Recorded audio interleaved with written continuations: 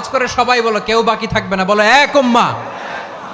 রব্বুল আলামিন বলেন ইন্না হাযিহি উম্মাতুকুম উম্মাতান ওয়াহিদাতান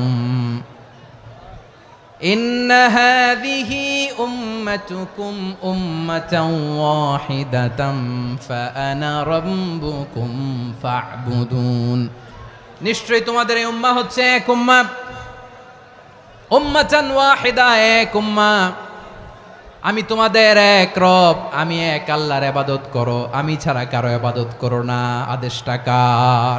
আমাদের প্রভু এক, এক নবীর উম্মত, জীবন বিধান এক, ওই শিবানী কোরআন। আমাদের প্রভু এক, এক নবীর উম্মত, জীবন বিধান এক, ওই শিবানী কোরআন। তবে কেন এক নও হে মুসলমান, এক হও করিয়া হবান।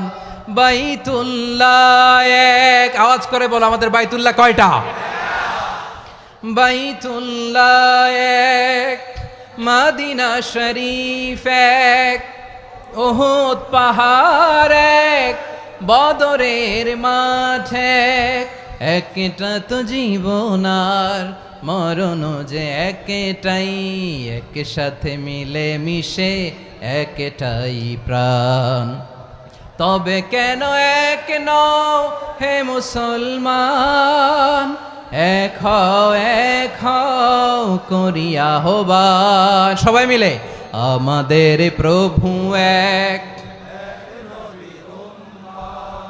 জীবন বিধান এক, ওই শিবানী কোরআন। একসাথে আমাদের প্রভু এক, জীবন বিধান এক, ওই শিবানী কোরআন। তবে কেন এক নও হে মুসলমান, এক হও করিয়া হবান। আওয়াজ করে পড়েন আল্লাহু আকবার। আমার কলিজার টুকরা পেকুয়ার ভাইরা মাশাআল্লাহ এখন অনেক শান্ত হয়েছে। বলেন আমরা কয় উম্মাহ?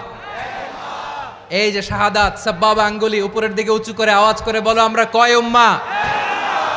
আওয়াজ করে বলো আমরা কয় উম্মাহ?